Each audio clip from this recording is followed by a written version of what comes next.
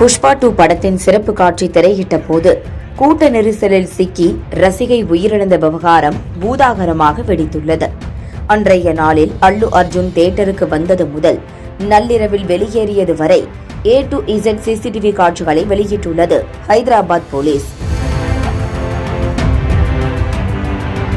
குறிப்பாக பெண் உயிரிழந்த விவரத்தை சொல்லியும் அல்லு அர்ஜுன் தியேட்டரை விட்டு வெளியேற மறுத்ததாக கூறியுள்ளது போலீசார் தரப்பு. நடிகர் அல்லு அர்ஜுனின் புஷ்பா 2 திரைப்படம் கடந்த 5ஆம் தேதி திரையரங்குகளில் வெளியானது. படத்தின் முதல் பாகம் வெளியாகி 3 ஆண்டுகள் கடந்த நிலையில் பயங்கர ப்ரமோஷனோடு 2ஆம் பாகம் வெளியானது.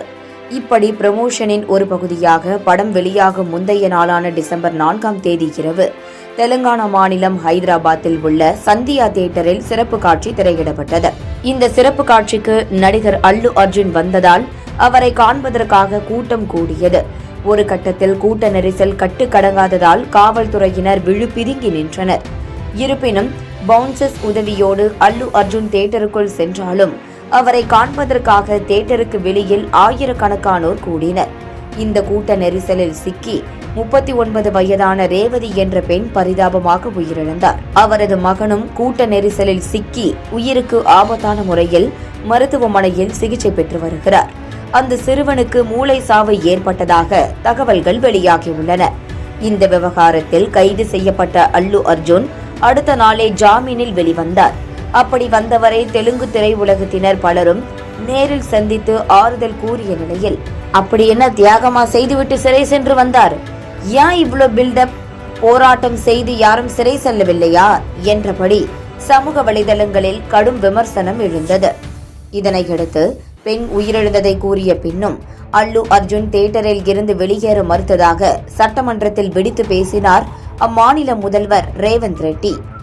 அத்தோடு தான் முதல்வராக இருக்கும் வரை எந்த படத்திற்கும் சிறப்பு காட்சிக்கு அனுமதி இல்லை என்றும் கூறினார். அவரது குற்றச்சாட்டுக்கு உடனடியாக பதிலளித்த அல்லு அர்ஜுன், பெண் உயிரிழந்தது துரதிருஷ்டவசமானதுதான், இந்த விபத்தில் என் பெயரை களங்கப்படுத்துகிறார்கள் என்றார். இந்த நிலையில்தான் சம்பவத்தன்று என்ன நடந்தது என்பதை கிட்டத்தட்ட 10 நிமிட வீடியோவாக வெளியிட்டுள்ளது ஹைதராபாத் போலீஸ். செய்திகளில் வெளியான வீடியோ, சிசிடிவி காட்சிகள், அங்கிருந்தவர்கள் எடுத்த காட்சிகள் என அனைத்தையும் தொகுத்து ஜட்ஜ் ஆஃப் யுவர் செல்ஃப் என்ற தலைப்பில் வீடியோவை வெளியிட்டுள்ளனர்.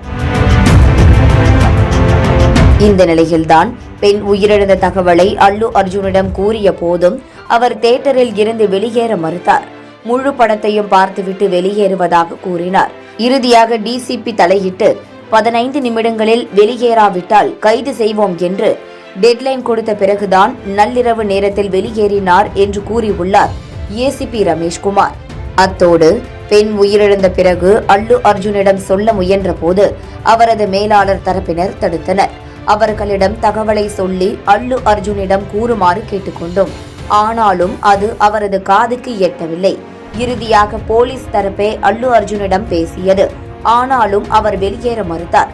இந்த விவகாரத்தில் போலீசாரையும் சரி, பொதுமக்களையும் சரி அல்லு அர்ஜுனின் பவுன்சர்கள் மிகவும் கடுமையான முறையில் கையாண்டனர் என்று அடுக்கடுக்கான குற்றச்சாட்டுகளை முன்வைத்துள்ளனர் ஹைதராபாத் போலீஸ். நடந்த சம்பவம் குறித்த முழு காட்சிகளை பகிர்ந்துள்ள ஹைதராபாத் போலீஸ் அன்றைய தின இரவில் நடந்தவற்றை விளக்கியுள்ளனர்.